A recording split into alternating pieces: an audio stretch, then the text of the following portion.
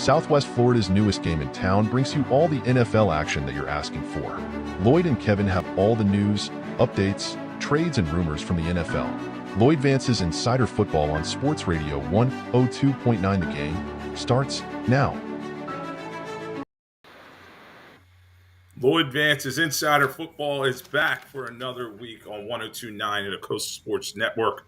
So glad that everybody can join us this evening. Lots to talk about around the National Football League. Kevin and I actually are going to talk about, I won't say real games, but there's been a lot of games played around the National Football League. I got my game notes, and we'll go over them. And how you doing, Kevin? We're getting closer, 17 days away from Kansas City and the Ravens. What's cracking, everyone? We're getting to it now. We're getting into real football. We're getting these little appetizer kind of offerings that the NFL is putting up for us right now. But we're about ready to feast here, and it's coming soon. Yeah, it's interesting, Kevin, because as we get ready for the season, we're starting to see some teams they have a method to their madness. They're going to either play their guys for a quarter, a half, or some of them are just, they're saying, you know what, I'm putting the guys in bubble wrap, and I'm just going to wait until the start of the season. So, I asked this of Nate last week, and I wanted to get your take on it. Preseason, good or bad? They're talking about going to 18 regular season games and only possibly 2 exhibitions, like preseason games.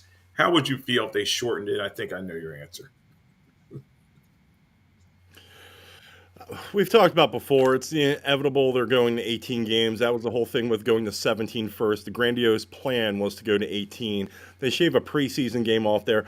Nobody cares. And at this point, they're saying, as well as anyone, that the more contact and more gamemanship type things happen during the inter-squad or inter-team scrimmages during the week, as opposed to the preseason game itself. So at this point, let's just scrap it right now. But when they do that, though, now you can't charge people to go into the games. And that's they want to get their money.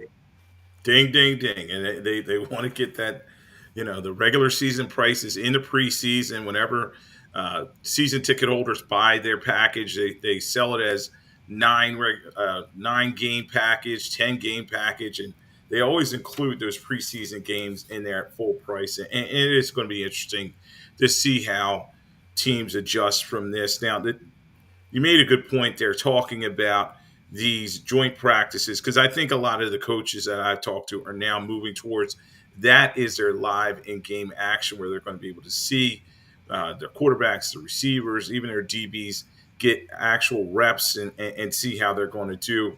The Eagles practice all week with the New England Patriots, and I heard that they won pretty much everything. You figured that should have been the case because the Eagles roster is just so much better than the Patriots. And is there a lot that we can gain from watching these joint practices?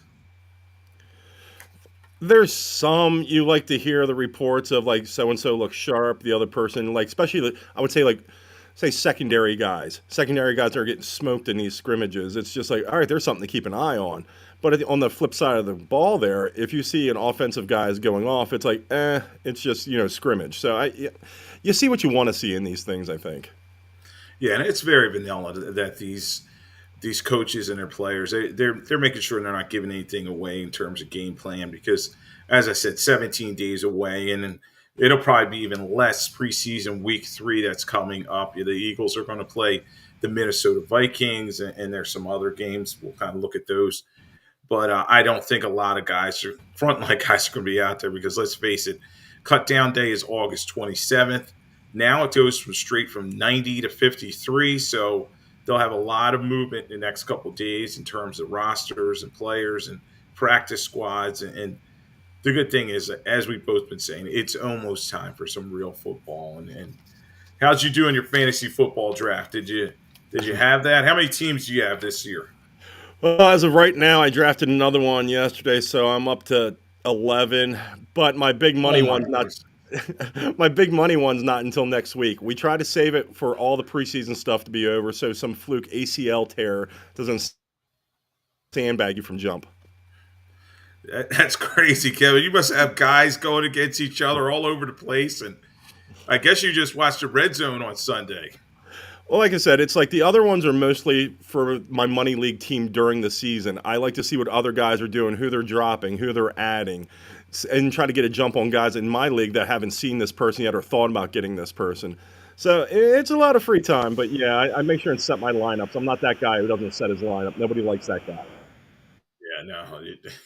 With the money payouts in this, you got to set your line for all this. And I think the NFL has kind of bought into it, just like they have with the gambling aspects. They're making sure they have that foothold on fantasy football. I know ESPN is doing their marathon of fantasy football because just so many people are playing. Whether it's your buddy's mom or the checkout kid at the grocery store, everybody's playing fantasy football and kind of want to get it placed. A lot of times when people find out what I do, and immediately like, oh well, what do you think? Who should be the first player I take off the board, et cetera, all that stuff. So it's just fun. It keeps it live, and it just makes you want to watch every game because now I kind of follow players more, I think, more than root for one single team. Well, that's another thing too. It depends where you fall in your draft, how many teams are in your draft. I'm the kind of guy I don't want a top pick. I don't want a top pick at all because you know why? You're going to have to take Christian McCaffrey probably. I'm not taking Christian McCaffrey. I want no parts of McCaffrey. He stays healthy all year, like the one guy who had him last year. He won the league. Good for him. I'm not rolling the dice on that guy. I'd rather sit there and say we're in a 12-team league this year, but 10 teams usually. I want to be the 9 or 10 guy. I don't want to be the one up front.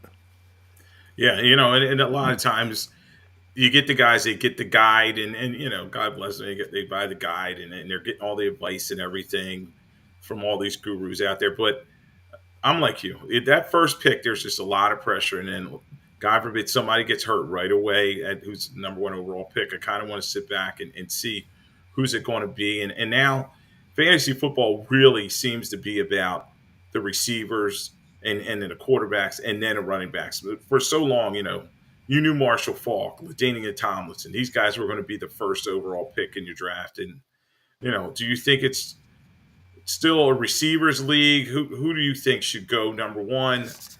In a second, we're going to get into all the receivers kind of holding out, holding in, and all that stuff. And how does that factor into the situation? Like I said, I don't want any parts of McCaffrey, but the running back crop is very meh. Yeah. It's like you got Christian McCaffrey, and then on most boards you have Brees Hall, you have Bijan Robinson. And I tell you what, one guy I've never drafted and I've had opportunities to because like he's going to get hurt at some point. He's going to get hurt. Tyreek Hill. I tell you what, if I'm there right now, I'm taking Tyreek Hill this year. I mean, that's probably a jinx against Tyreek, but I've always passed on that cat. I've always passed on him. Yeah, the interesting thing with Tariq now, he's running around saying he wants to put on his old track shoes back in the day, and he wants to race Noah Lyles, who, had Olympic glory just a couple weeks ago. Do you really think?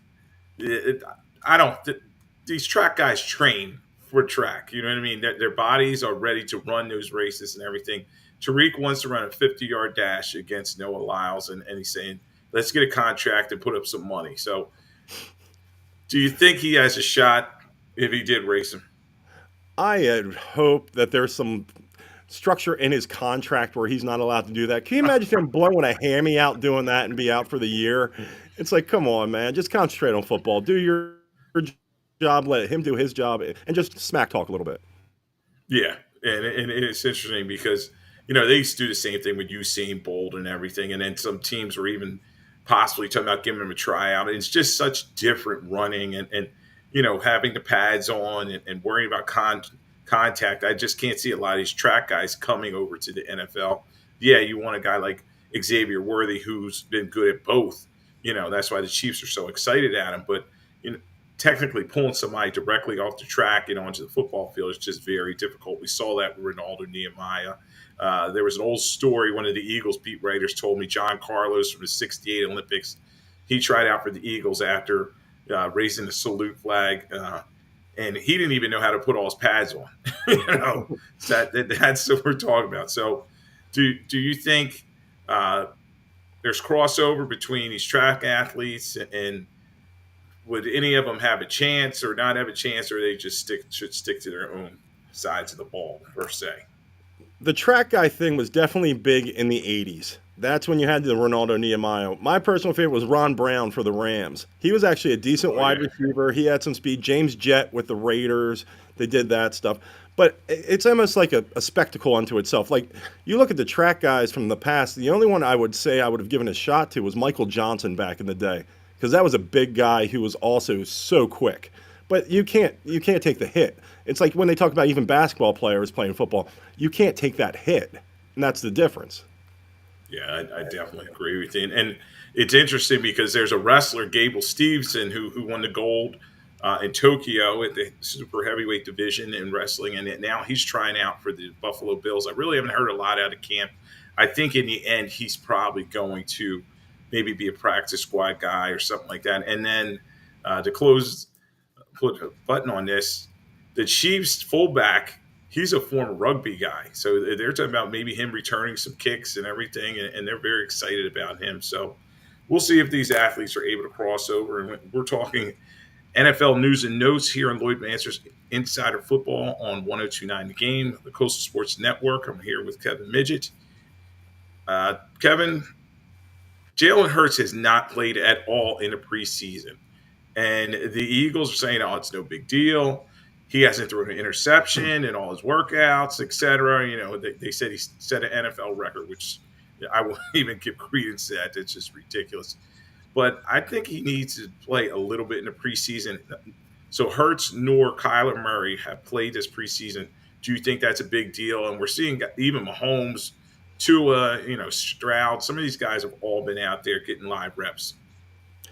I don't think it's a big deal. I think it's a huge deal. I think it's ridiculous that the first time these guys, the big offensive weapons, are going to play is in South America.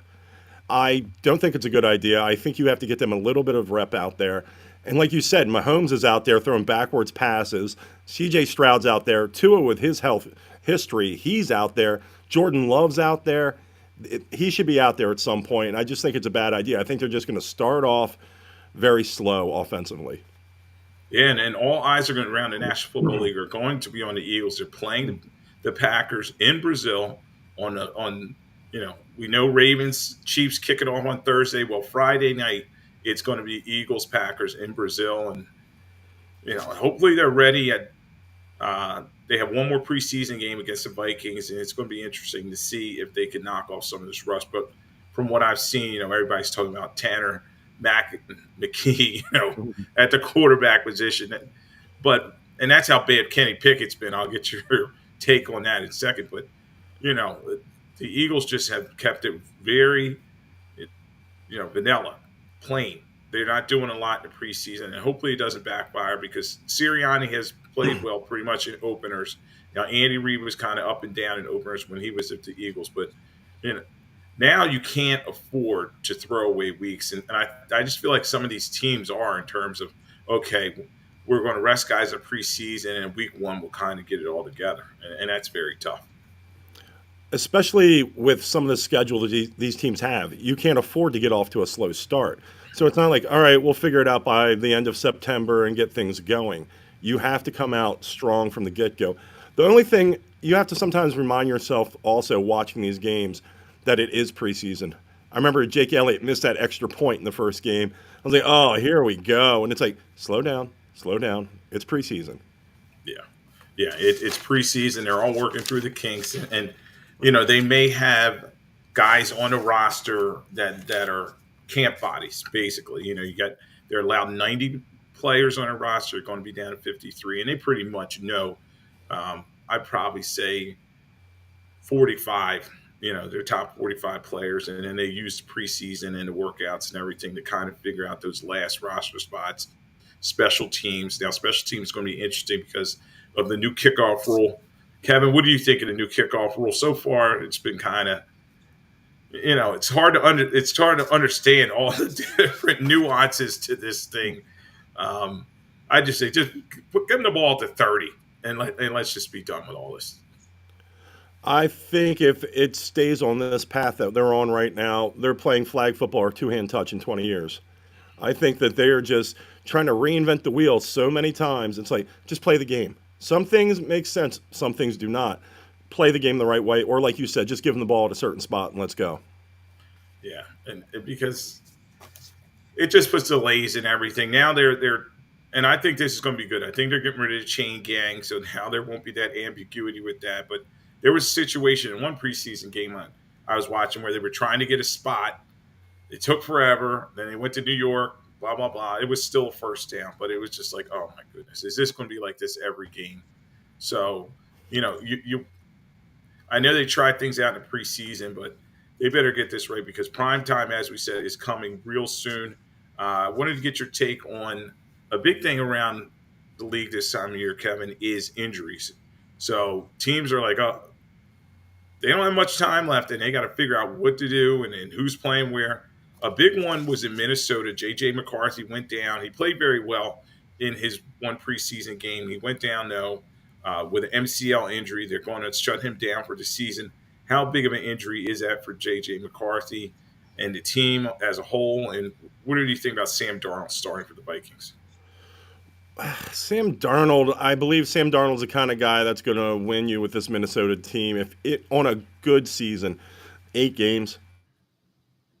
I mean, he's one of those guys who's going to keep you around 500-ish kind of thing. He's not moving the needle at all. And you're like, oh yeah, Sam Darnold start. Yeah, Minnesota's challenging for the division. I mean, that's not happening. For J.J. McCarthy, on the other hand, though, he's young enough and hopefully he can bounce back in a calendar year. But you also have to take in consideration what that's going to do to his psyche. Sitting around that first year watching, it might help him. Who knows? Get to sit back and watch for a year. It's kind of like being redshirted with an injury. But at the same time, it's like you're going to see how mentally he can, accept this right now. Yeah, and the big thing is Kevin O'Connell, their head coach. You just wonder how much longer they're going to allow him to be there. That's the thing. These quarterbacks are coach killers, and they need them out there playing and playing well. So the key thing is they do have Justin Jefferson there. He has a 4-year contract, $140 million, 110 of it guaranteed. So everybody, all the receivers are looking at that. I think that's why we have so many holdouts and hold-ins at the receiver position. So maybe they can make some noise there. Another injury that's big, and this guy's been out pretty much all preseason. Justin Herbert for the Chargers. I know we're talking fantasy football earlier. A lot of people that was a big thing throwing a wrench because in their draft because he was one of the highly rated quarterbacks coming into this particular round because he can run, he can pass. He puts up some fantasy points when he's healthy. So he's had this foot injury. He's been a walking boot. They say he's going to be back by next Monday.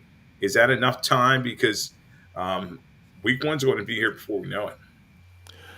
It's not enough time, and it was a plantar fasciitis injury. The thing is, I wasn't big on Herbert going into this season anyway, because they're kind of like starting over a little bit.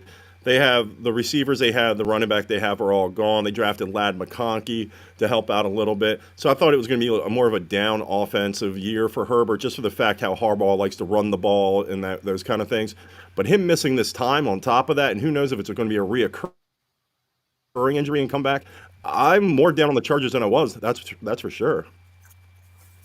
Yeah, the Chargers are trying to make it Baltimore Ravens West. We talked about that over and over again. They have a general manager with Ravens ties, obviously the Harbaugh brothers, and they have a tough schedule. And it's going to be interesting to see if they're able to take that jump. So many people thought, okay, maybe they could jump into the mix because the Raiders are so down. The Broncos are not that very good.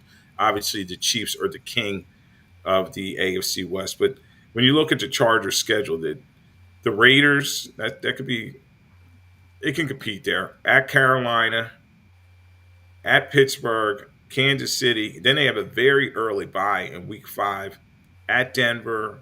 Then they're on Monday Night Football against Arizona, New Orleans, at Cleveland, Tennessee, Cincinnati, Baltimore again.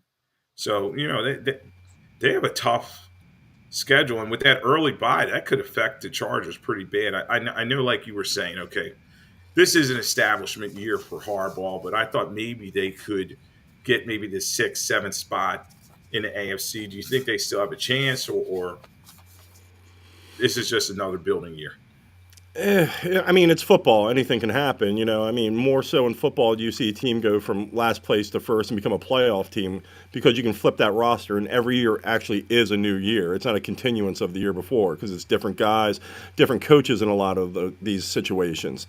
That being said, do I think they're going to make it? No. No, I think they get leapt by a bunch of teams, actually.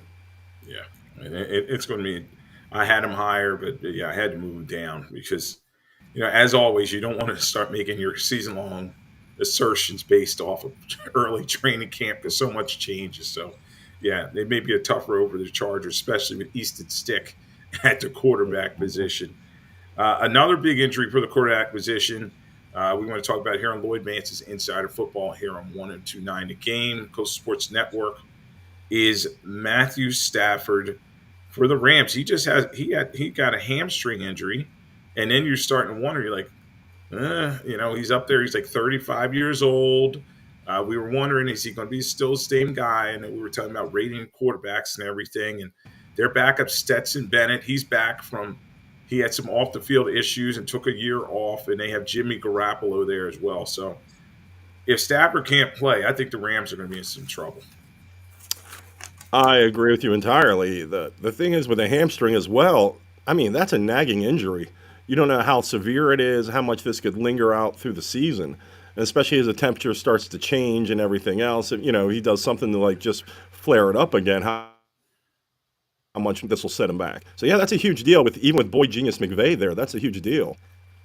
Yeah, and they've been tinkering their line for a couple of years now, just trying to uh, fix it back to the level it was when they won the Super Bowl. But they're going to start at Detroit, at the big rivalry game at the Cardinals. Then they have the Niners at Chicago, Green Bay, and then they finally have their bye in Week 6. So, you know, that's a tough couple games early on, especially for the Rams because they're going to face some teams that made the playoffs last year and went pretty far in them in Detroit, San Francisco, Green Bay.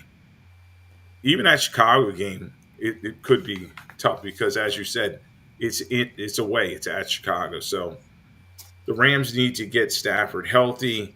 Um, Hopefully, they can get it all figured out before Week 1, and then we're not talking about this.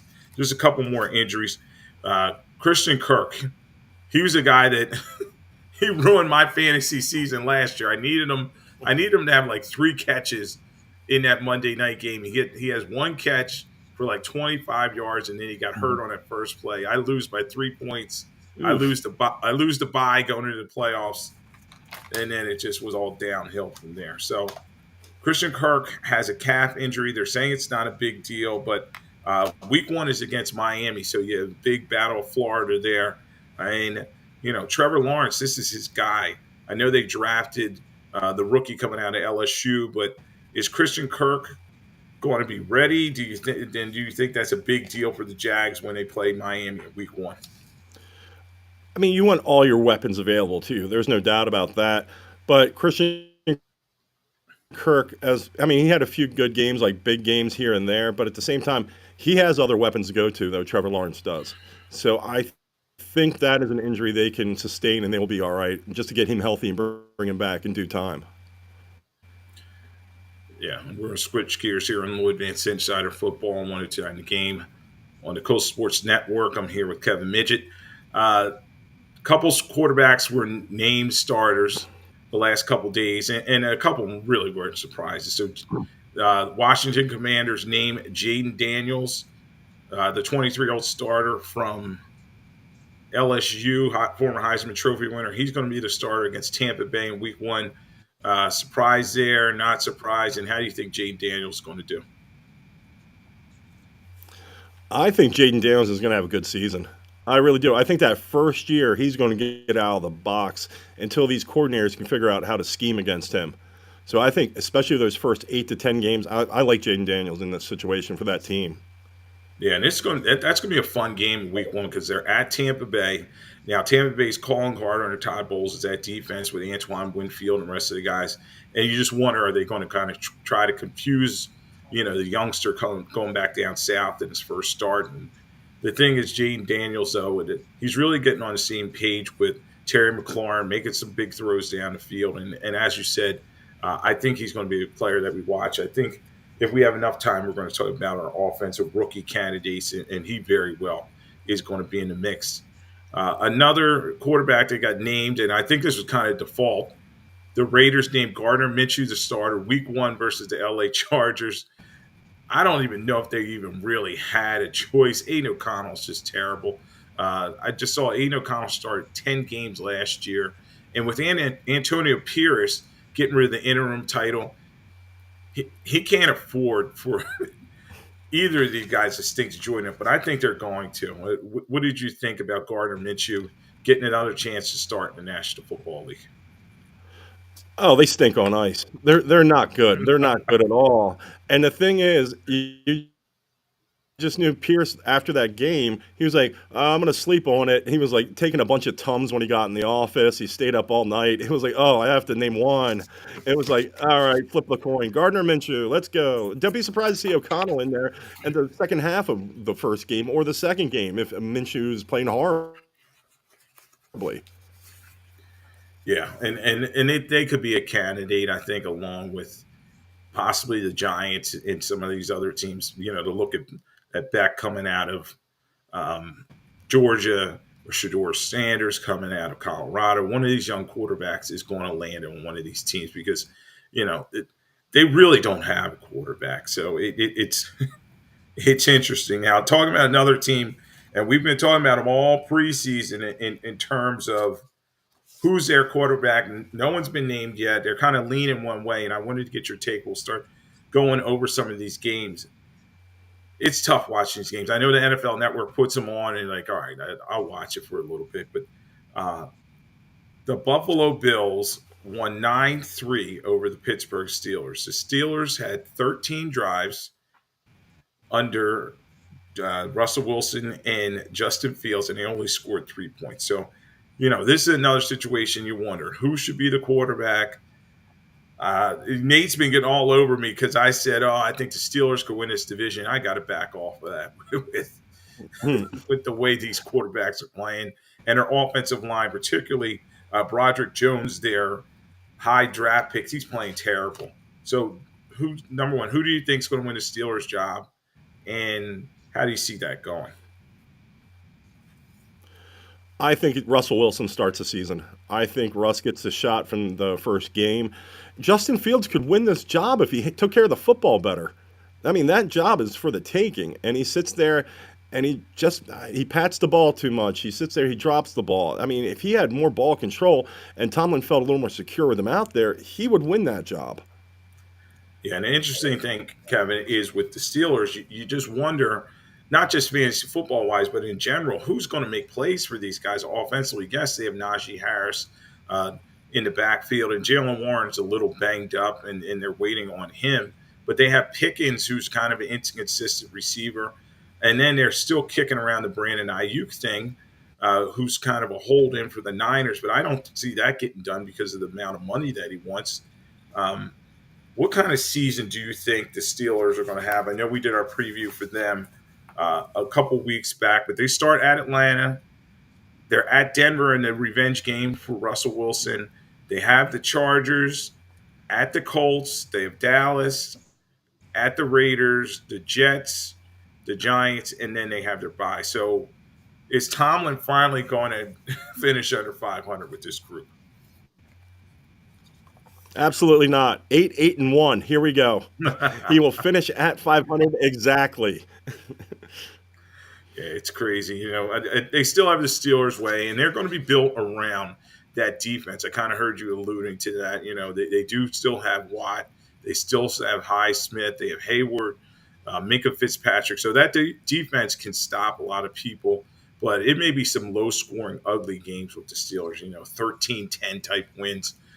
They do have a pretty good kicker in Boswell. So, you know, I think Tomlin will take the wins any way he can get them, but they need more out of the quarterback position. And speaking of quarterbacks, former Steelers quarterback, and now with the Eagles, Kenny Pickett, you just wonder, you're like, man, I don't know if this guy is going to be in the NFL for much longer the way he's been playing. Tanner McKee played pretty well for the Eagles against the Patriots in a 14-13 win. It was a comeback win. McKee was 15 of 19 for 140 yards. Kind of was able to lead the team down the field. Pickett just looks tentative in the pocket, and he's gotten his opportunities to start because, as we said, Jalen Hurts is not playing in a preseason. So, did you watch this game, and what did you think of Pickett? I watched the game, and I think Pickett's gonna be. We're gonna look back in a year or two, like that guy was a stiff. He was a stiff pick at that time by Pittsburgh. He's gonna be playing in the Canadian Football League, all these other different leagues. He will be out of the league probably in 2.5, 3 seasons. But you know what he is right now? He's gonna be the backup. I'd be very surprised if he wasn't the backup. I don't know if it's just for name, cachet, the amount of games he's played already. I mean, dumb down the offense, have him just run the ball and throw little, bubble routes, But I think, unfortunately, he is the backup. Yeah, and I think a lot of people are going to make excuses in terms of offensive line, and they had the backups in there. But too often, I was seeing Kenny Pickett kind of see ghosts. He instead of just hanging in the pocket and throwing the ball where it needed to be, he was kind of taking off running. Maybe like 3rd and 7, and he's taking off running, and he's only getting 4 yards. So why not hang in the pocket, let your guys get open, and work with some of these younger players. But as you were saying, you're starting to wonder, is he a draft bust? Because let's not forget, in 2 years of starting for the Steelers, he only threw 13 touchdown passes in 2 years of starting. So the Steelers fans I talked to are like, you know what? Anything's better than what he brought to the table. But the way Russ and Justin Fields are playing, you just wonder how are they going to be, how much better are they going to be? So we'll see. In terms of the Eagles and the Patriots, as I said, they had a good week of joint practices. I don't think there were any fights or anything, which was always good. Drake May was interesting. He went 6 of 11 for 47 yards for the Patriots. He also had a nice rushing touchdown where Bradbury, who they're trying to make a safety, got sucked in, and he just got beat badly on that read option. I think Bradbury definitely, come the 27th, he's no longer going to be an Eagle, and they'll kind of move on and go with Reed Blankenship, and Cooper DeJean is finally getting healthy in that secondary. So the Eagles are interesting. I don't think they're going to do much against the Vikings, but they went up there and got another win. They're 2-0 now. Down near you, the Baltimore Ravens won at home. They won 13-12 over the Falcons. And this one, there wasn't much going on there. The biggest thing probably was Younghoe Koo missed 3 of 5 field goal attempts for the Falcons. And a lot of people are wondering, in a 1-point loss, if he's struggling going into the season for the Falcons. He missed kicks of 40, 45, and 49 for them. What did you see of this game, the Ravens and the Falcons? The one thing I really took away from it was that I'm not drafting Koo in my fantasy league. I think, and I actually like that guy too. And it's like after the second miss, I'm like, I think we're leaning in a different direction for our kicker right now. I mean, Penix didn't even play in the game. These games are just, they're just so flat. And it's almost like, remember like classes or courses in college you had to take, it was like an audit class where you just have to sit there and watch. This is what it's like watching preseason football. It's like, I guess I have to watch it, but I'm not really getting anything out of this, And the one thing I will say for those who like to play the different gambling sites that may be that they advertise nonstop during these games, the under. Always pick the under in a preseason game. They're absolutely brutal for the most part. Yeah, Kevin, it's crazy because I'm on Rich Quinones's Back Your Place show each week. He's another host here on the Coast Sports Network, and he's talking about betting lines and over-unders for preseason games. I'm like, man, you got to be hard up to do that. But I would agree with you. Most of these you should take the under because their chances of 40 points combined, that's just not happening. And it's it's the third stringers versus the fourth stringers, and all the guys are yucking up on the sidelines that really matter. And this is another one of those games. Yes, Josh Johnson got an opportunity to play for the Ravens, 11 of 11 passing for 120 yards, but nobody's going to remember this. And they just can't wait for the real games to start. And I had the same takeaway you did. Now, watching this next game, I was thinking of you because we've been talking a while about the Chicago Bears. They won 27-3, big blowout win over the Cincinnati Bengals. And Caleb Williams looked pretty good throwing that ball football down the field. getting it to Rome with Dunzier. I think he had a nice little pass to Swift as well. What are you thinking in terms of the Bears? Are you still thinking? I know. In a couple of weeks we'll probably do our season long picks, but are you seeing anything with the Bears? And were you able to watch any of this game? I saw the highlights of the Bears game. My takeaway from it to myself was this might break the USC quarterback curse. He looks good. He looks really good out there. It's only preseason, so I'm sticking by my USC quarterbacks aren't good quarterbacks in the NFL for the most part. But he looks really good out there. He doesn't look like there's one shy bone in his body about being in the NFL. He's like, I'm here to play. I've been trained my whole life to be in the NFL. He looks good. Yeah, he's no Matt Liner. He looks like he's ready to play, and he Yeah. might save Matt Eberflus's job and Ryan Pohl's job, the general manager. They've both been under kind of fire, and uh, but they're one of the exciting teams around the National Football League. And looking at the Bears, their schedule, there has some opportunities. They start against Tennessee, which could be a winnable game. At Houston, that may be tough. We'll see if he's able to lock horns with C.J. Stroud there. At Indianapolis, it's going to be interesting too. Anthony Richardson, another young quarterback. The Rams, Carolina.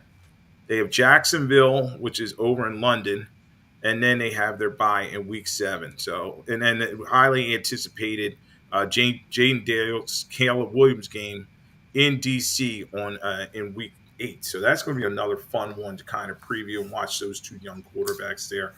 But yeah, I would have to agree with you that right now it's looking like Caleb Williams. It's looking very comfortable, but I still may put Jaden Daniels just a hair ahead of him in terms of the rookie of the year opportunity. So we'll talk about that whole group in a second. Another game, and this is one quarterback. There are a couple quarterbacks that played well in this game, but one played terrible. It was the Giants losing 28-10 to the Houston Texans. And I got to tell you, the Giants, and I know there's no love lost because you're an Eagles guy. Daniel Jones, he's a problem. I mean, he's going to be a big problem for the Giants this season. I was on Rich's show earlier on the Coastal Sports Network, and Angel's shaking his head. Rich almost need a tissue to talk about Daniel Jones because Daniel Jones, 11 of 18 for 138 yards, 2 interceptions, including a pick 6. I don't think he's ready for the season. Drew Lock is not the answer either as a backup. I think the Giants are in for a long one, even though they have Malik Neighbors, a kid who I probably would look at in fantasy football wise. But what were you seeing in this game? And is Daniel Jones going to be able to pick it up enough, or the Giants going to fully regret giving him that $40 million a year contract? I don't know what everyone's talking about. Daniel Jones looks like he's in midseason form already. He's ahead of the curve right now.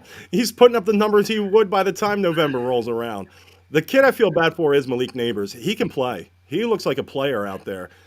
But once again, who's going to get him the ball? If you can't get him the ball, then it's like you have this, fancy sports car in the garage with no gas in it. So, I mean, the Giants are stuck with that contract. It might be one of the worst contracts in Giants football history when it's all said and done. But, yeah, they got to stick it out with that guy at this point anyway.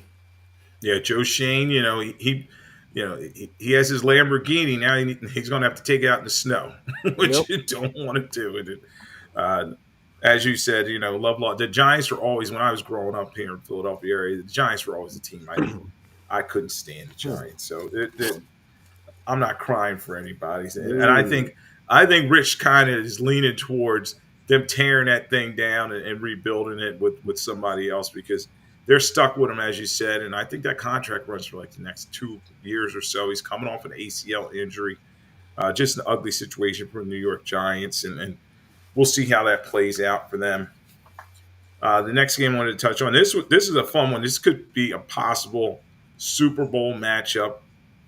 The Detroit Lions lost 24-23 they won 24-23, excuse me, over the Kansas City Chiefs. Now, you actually got to see Patrick Mahomes playing this game. I heard you earlier talk about, behind the back pass, and Andy Reid's not afraid to play his guys. What did you think of either of these teams in this one? I think they'll both be there. I think there's no doubt in my mind that Kansas City is going to be one of the last four teams in the AFC, and Detroit has a good chance of being one of the last four teams in the NFC. Yeah, that's a possible future matchup. The back to the behind the back pass by Mahomes. You can tell they worked on that and worked on it, and it wasn't just a goof. It wasn't just a gag because where he used it was a 3rd and 3. It was a set play for a first down. That's what I liked about it. It wasn't just Kelsey and Mahomes goofing around out there. That's a play they're working on, and they're going to use it during the season. So now by Andy showing that play, now you have to have a linebacker sit back waiting for that play. Andy's no dummy, man. I'll tell you that much. Yeah, and Matt Nagy, their offense coordinator that works with him, they understand that they're working with a quarterback at the peak of his powers. Mahomes is 28 years old, and everybody's like, "Can they do a three-peat?" And quite possibly they could. We never thought this could happen. And a guy that really I had a spot shadow on and watching it, and I just made a trade for him with my son in fantasy was Worthy, Xavier Worthy. He had 3 catches on 6 targets for 62 yards and a touchdown. He also had a nice 39-yard long reception from Patrick Mahomes. He just showed his speed and his ability. So he's a guy with Rashee Rice possibly facing a suspension that he could be a difference maker for the Chiefs. So definitely watch out for him. And the Chiefs, they have a lot of primetime games, but they're going to be in the mix. So further going down on that three-peat, let's look at their schedule. They start with the Baltimore Ravens, as we said. Cincinnati, who that's going to be a fun game as well because Joe Burrow, we know, is their kryptonite. That's going to be interesting. Him and Mahomes locking horns. They're at Atlanta, at the Chargers, New Orleans on a Monday night. Then they have their bye. Then they have the Super Bowl rematch against the Niners in San Francisco, Week 7. So some tough games, some primetime games, and we're definitely going to be able to see if this team is fully ready to go. I think the loss of L'Jarius Sneed, a lot of people are not talking about that, though. So what are you thinking? And I know you were just saying, giving Andy his bouquets, but do you think a three-peat is realistic? Well, first I want to say I think there's some collusion in the Vance Fantasy Football League. Making trades already with your son. I want to know who was traded for Worthy. That's what I want to know. Who was traded for Worthy? It was DeAndre Swift. Oh, yeah, that's collusion, man. No way. Good for you, though. Way to get the better end of that one. Now, I like Worthy a lot, actually. You give a guy like Worthy, if he can, get open in the field, he's gone. No one's going to catch him. And you figure with everything else now you've given Patrick Mahomes as well. Rice, we don't know when he's going to be back, if anything's going to be done. Hollywood Brown's been dealing with some things, if they can get him going. But, yeah, Kansas City, I have no doubt in my mind, except if Cincinnati and some emerging team that takes that next step, whether it be Houston, whether it be Miami, if someone wants to challenge them, for that Buffalo, if they can string together their lack of wide receivers and turn things around. So, Kansas City, they're the king till you take the crown.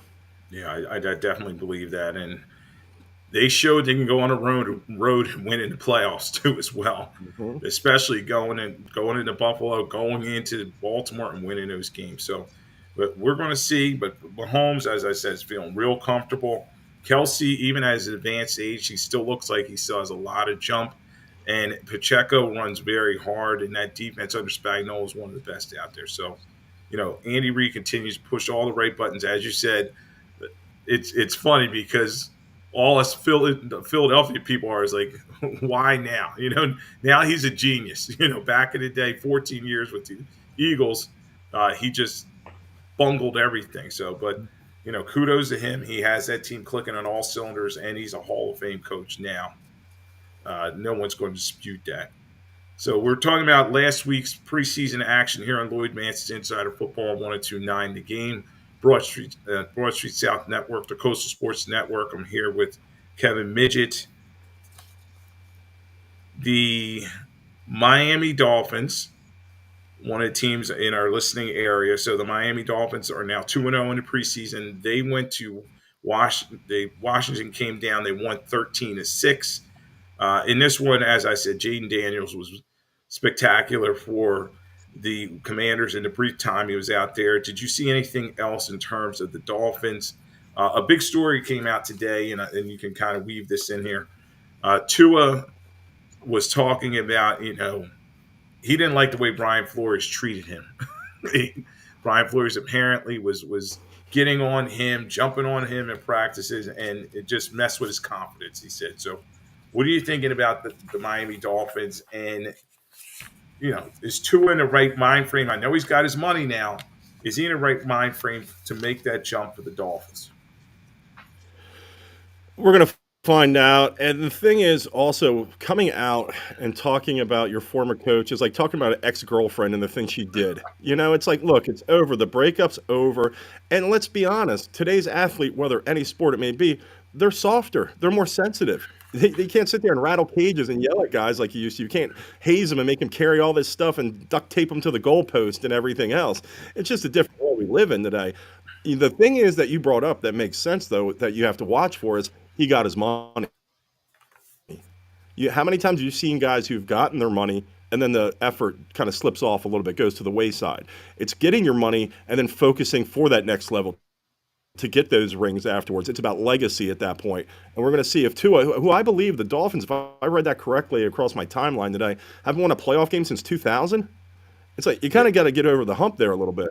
Yeah, it's been a very long time for them, and they have all the offensive firepower. They finished second in NFL in scoring. The Dallas Cowboys, they scored well over 400 points last season, and he's got all the weapons. So there's just no excuses. They have a pretty good offensive line. Obviously, their defense, they're still kind of tinkering with that. It's going to be interesting to see how the Dolphins get into the season and can they maintain where they were last year, not discounted playoffs where they kind of really didn't show up against Kansas City. But Miami is going to face Jacksonville week 1 that we talked about earlier, Buffalo in a big matchup week 2. Both those games are down in Miami. Then they go at Seattle. They have a Monday night game against Tennessee, at the Patriots, and then they get their bye early in week 6. So some winnable games there, but we're really going to find out a lot about this team in week 2 when they face the Buffalo Bills. And as you said, Tua's got to cut the rabbit ears off. He's got to go out there and just play to the strengths of this team. Particularly, you have Tariq Hill, you have Waddle, you have Achane, Mostert. They just have speedsters everywhere. He just almost got to get the ball out of his hand and then make it a track meet with all these guys. So only thing is, much like the Ravens, the Dolphins, it's playoffs or bust. I want to see how they do when the games matter, when it's late in the season, when it's cold outside, and can they go on the road. So I think Tua will do well, but he definitely needs to not worry about what Brian Flores was talking about there. We'll go over a couple more games before we transition to another topic here on Lloyd Vance Insider Football. The Jets won 15-12 over the Carolina Panthers.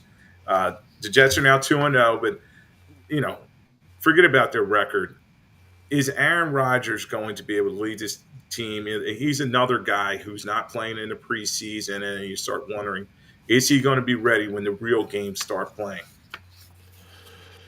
Aaron Rodgers, you don't know. He's that guy has a different kind of makeup inside. You don't know where his mind is. Where he's a very cerebral guy. He's very deep, and he wants to always be the smartest guy in the room. So he hasn't played in over a year, so we don't even know where his mind's at right now. We don't know where his dedication is. Does he have that drive? Say what you want to about Favre. He wanted to get that ring with another team. He wanted to show. He was out there putting his body out there. Is Aaron Rodgers at the point right now where he's like, yeah, I think I'm good. I think a couple big hits on him. He's like, you know what? I think I'm done. I think I'm good. I'm going to go do something else now. And that's what I wonder about Aaron Rodgers. Yeah, and with that offensive line, Tyron Smith is there, and I know they drafted some other guys on that offensive line, but he's going to take some hits, and let's not forget, I think he's going to be 41 very soon, and he's coming off Achilles injury where he only played 4 snaps, and you just wonder how much he has left, and quite frankly, how much does he care, right? Yeah. You're talking about he's got a lot of things that he's thinking about off the field. I know there's a book out now. He's on the McAfee show, all that stuff. So it's going to be real interesting to see if he's able to save Robert Salah's job. Joe Douglas, who's their general manager, they definitely need him to play well. They're at San Francisco on Monday Night Football to start the season. at Tennessee, New England on a Thursday night, Denver. Then they play Minnesota over in England. Then the big ones, Buffalo, uh, on Monday Night Football, Week 6. So that's a tough slate. And if they get off to a slow start, you know how he is. He never endears himself to his teammates, and it could get ugly. But I think they're going to have to lean on that defense led by Sauce Gardner and all the other guys. I just can't understand, and I'm glad they did it as an Eagles supporter, but how the Jets make that trade for Hassan Reddick. How do you not know the situation you're going into? When you make the deal to bring that guy over, that's where they have egg all over their face, and that's one of those trades where it's like if he doesn't play, someone's got to go for that trade alone. Yeah. Now Joe Douglas, their general manager, I guess he thought he was getting over one on Howie Roseman, his old boss, but I have to agree with you there. I think his fines right now are up to over $3 million, and it's a situation where Reddick just is dug in his heels. He wants that contract, but at his advancing age, I know the Eagles are big on analytics. They looked at that. They said, you know what, Huff may be able to provide maybe a little less, but he's going to cost less, and he's not going to be a pain that Reddick is. And they kind of shipped him off, and I just don't know if he may be like a Le'Veon, Bell. He may sit this thing out, and until there's an injury. So, yeah, and it's good to kind of segue to that. In terms of holdouts, hold-ins, let's go over that. I know we always talk about the holdout watch list this time of year on Lloyd Vance Insider Football here on the Coastal Sports Network. We talked about Reddick, so we'll say report, not report, and you can kind of just give me your notes on it. So Reddick, do you think in the end he will report, not report? That has not report written all over it. It has some kind of release coming, and he will end up on a team that's competing for a playoff spot on the back end of the season. Wow. Yeah, the Jets are saying they're going to hold on to him. Just he's under contract. They're just going to just wait him out. But I just don't see this happening, and he seems very dug in. And his fines, as I said, are getting very high, and the Eagles are looking pretty smart in this situation. So I say week 1, he will not be on the field for the Jets. Week 1, and I know you're like, who cares? The Dallas Cowboys, CeeDee Lamb, he's another guy. He's holding out. He is not reporting. Now, I hear they're getting a little closer on a contract. But CeeDee Lamb, do you think he plays week 1? And then we'll look at Dallas' schedule. I think they get CeeDee Lamb's contract done. But should he play week 1 is the question if he gets the deal done. No, he should not. You don't know what kind of training he's been doing outside. You want to make sure he is stretched out before he starts going full speed down the field. So they get the contract done, yes. Does he play week 1? He's the kind of guy, though, he says, Jerry Jones likes to show off, all his fancy, shiny objects here. So he might just put him out there to begin with, But should he play week 1? No. Yeah. And we'll get into all the NFC East teams in a minute. They're going to be our divisional preview to this evening here on Lloyd Vance Inside Football on 102.9 Game, Coastal Sports Network. Brandon Ayuk. Now, he's another guy. He's a hold-in, so he's reported, but he's not doing anything. Back and forth, they gave him permission to seek a trade. Patriots said no, and I really think the Steelers at that price, we talked about the Justin Jefferson contract. They're not going to give him that type of money. So Ayuk, week 1, is he on the field against the Jets? I'll say no again. I'll say no, he's not on the field. Actually, you know what? No, I'm flip-flopping in mid-sentence right now. Now, he'll be on the field. He'll be on the field because I think he realizes, and hopefully his agent lets him know, the only way to get this kind of money that you want is to perform and to show other teams that you're worthy of this money. Does he deserve Justin Jefferson money? Not a chance. He's a good receiver, but he's not Justin Jefferson money. No way. Yeah, and I kind of agree with you that Ayuk will probably be on the field, and it'll be for the Niners. I think in the end, there's just nobody that's going to step forward and give them their asking price, and they'll just say, we'll hold on to him for 1 year and then just let him walk. And as you said, good receiver, not, in my opinion, he's not a top 5 guy, but and they have Debo there as well. So, we'll see how they work that out. They have just so many guys on the Niners that are the highest paid at their position. They also have another holdout in Trent Williams, their left tackle. He's 36 years old. Um, you're starting to wonder, is he going to be there week one for them? What do you think about Trent Williams? It might be a bit of gamesmanship on his part. He knows he's an older guy. Maybe he just wants the downtime, the time off. Will he be there? He'll be there because you know why also? These guys know that this team is built to go to a Super Bowl this year. As you said, there's a lot of high contracts on that team. And the money is going to tighten up real quick. And especially if Brock Purdy puts up another big season, that's where the next money's going. That's why you have to let Ayuk walk after this year because you need that money to lock up Purdy if he shows up to be that guy. Yeah, and they also need Christian McCaffrey to kind of step forward. He Oh, has yeah. that calf injury. So that's going to be interesting to see how they prepare for this Jets game on that Monday night, week one. And as you said, just a lot of expectations around this Niners team. I watched a little of their preseason game. A little sloppy, in my opinion, on their end, and they got to pick it up. So we'll see how that goes. The last hold in, hold out guy we want to talk about is Jamar Chase, receiver from the Cincinnati Bengals. He's another guy. He's reported, but he's not doing any drills. He sees his former LSU teammate get all that money, and he wants it as well. So, do you think that Jamar Chase will be on the field when they play the New England Patriots in Week One?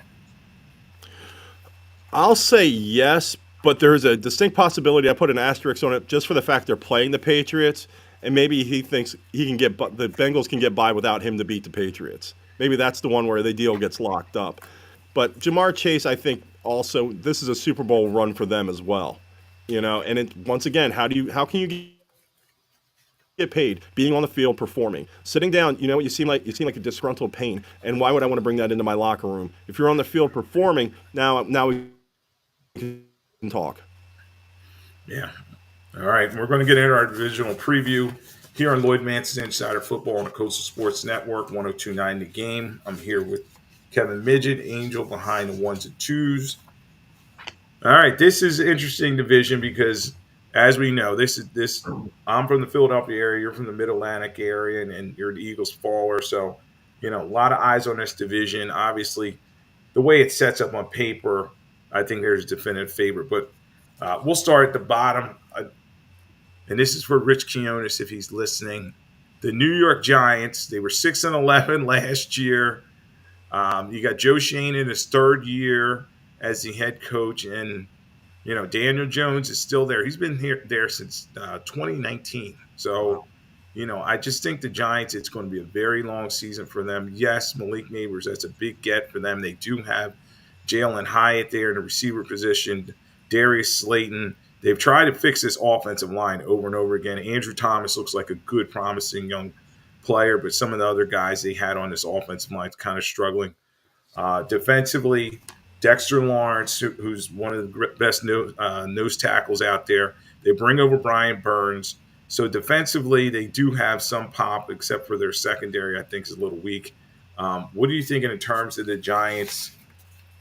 Their schedule, Minnesota, at Washington, at Cleveland. They have a Thursday nighter against Dallas, at Seattle, and then week 6, Cincinnati on Sunday Night Football. They play the Eagles, who they played tough before. Week 7, that's a home game. That's the Saquon game.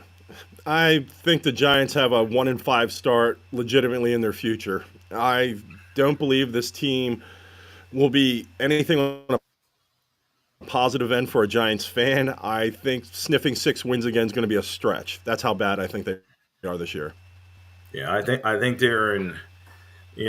Joe Shane, who looked like a nice guy in that Hard Knocks show, I was watching him. He may be looking for a new job as their general manager, and this may be a tear down situation where they're looking for a new quarterback. And the big thing is obviously they gave that money to Daniel Jones. It's not as high as $50 million as some of these new quarterbacks this offseason, but it's still a ton of money for a guy who just does not look like he's the answer.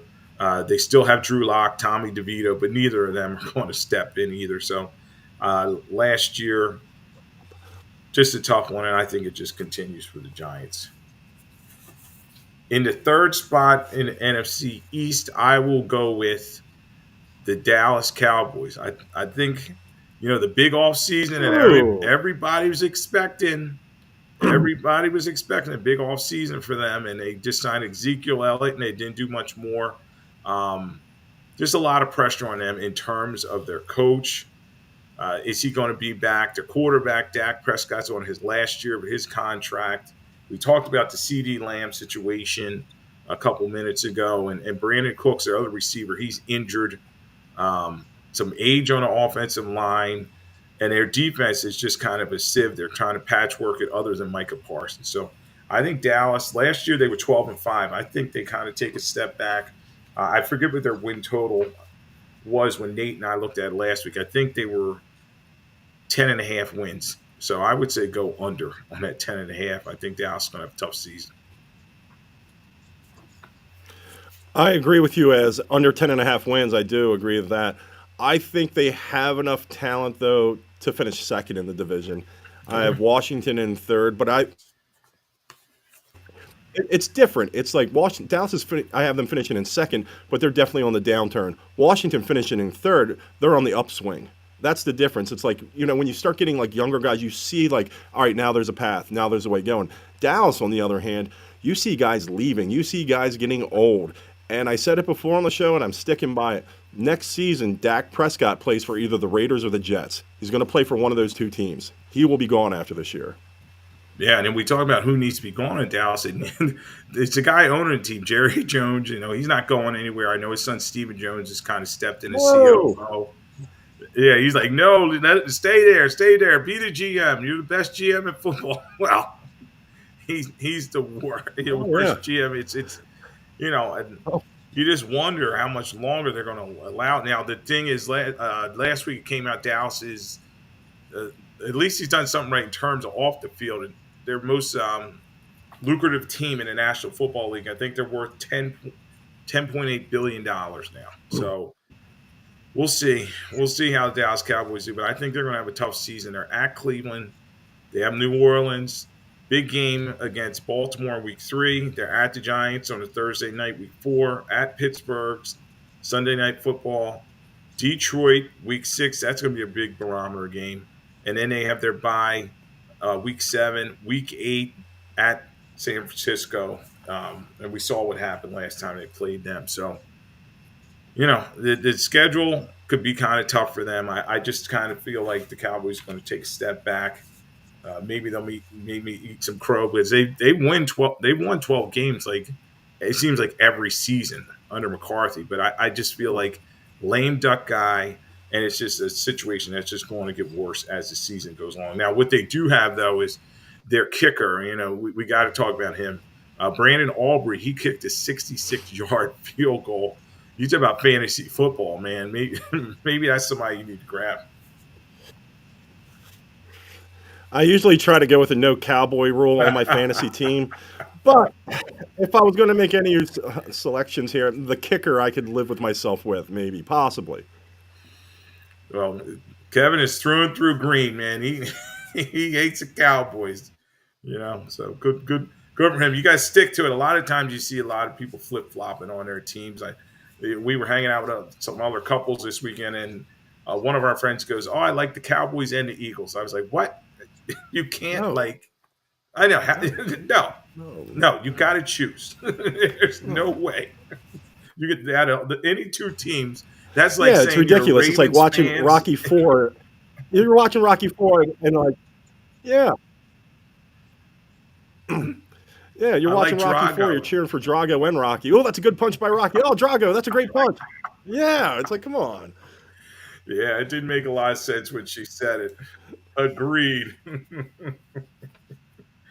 All right, in the number 2 spot, these are Lloyd's my picks, not Kevin's, but I think in the number 2 spot in NFC East, the Washington Commanders. I just feel like they've, Dan Quinn coming in as a new head coach, and you have Joshua Harris buying the team, Cliff Kingsbury taking over that offense. That just a lot of changed around this team, and I think they could be a breakout team around the National Football League. Maybe jump up to that number 2 spot, maybe contend for that 7th spot wild card situation. And the big thing is not only Jaden Daniels, who I think may be a rookie of the year candidate. I just think this defense has so many first rounders on it from the past, and now you have Dan Quinn coming over there. that's a defensive guy. I think this unit may step up. So Washington definitely is going to improve upon. Last year they were 4-13. I think they make a big step forward. Yeah, I agree. I like the team Washington's putting together right now. I think Terry McLaurin, you give him a legitimate quarterback, is going to go off. I always liked Terry McLaurin, and I wish he was an Eagle kind of way. So for him to actually get a quality quarterback back there. The other thing also, I think it's going to be interesting to see if Austin Eckler has anything left in the tank. Was it just a bad season, or is he can he still be the Austin Eckler of old? Yeah, that's an interesting one. Yeah, because they still have Brian Robinson there as well.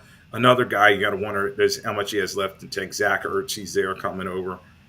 He kind of sat out. Now he's there in Washington. So they have some pieces there, and we'll see how that team kind of pulls together. But I think they could be a surprise team around the NFL. The last team we're going to talk about in the NFC East here on Lloyd Vance Insider Football on a Coast Sports Network is the Philadelphia Eagles. Everybody knows I kind of covered this team for a number of years, and Kevin's a fan of them. The Eagles, on paper, they have so much talent in terms of off their offense, their offensive line. Number one, if they can overcome Jason Kelsey retiring, they still have one of the best groups up front, and that's where it all starts for them. Last year, 11-6. We know how the season ended in kind of a whimper, but I think the Eagles, in terms of this division, they're going to win it. Last year in division, they were 4-2, 6-2 at home. So I think that trend will continue where they play well in division and at home. The big thing, obviously, is Nick Sirianni. I want to get Kevin's take. Does he believe in him? He kind of brought back, last year, a lot of question marks around him. Would he be kicked out the door?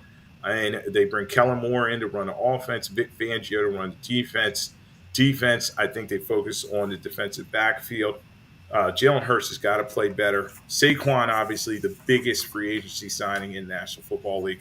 What do you think about in terms of the Eagles? Try not to be a homer, Kevin. Oh no, I can put that aside. I think Sirianni is definitely, as we all know, is in a lame duck status right now.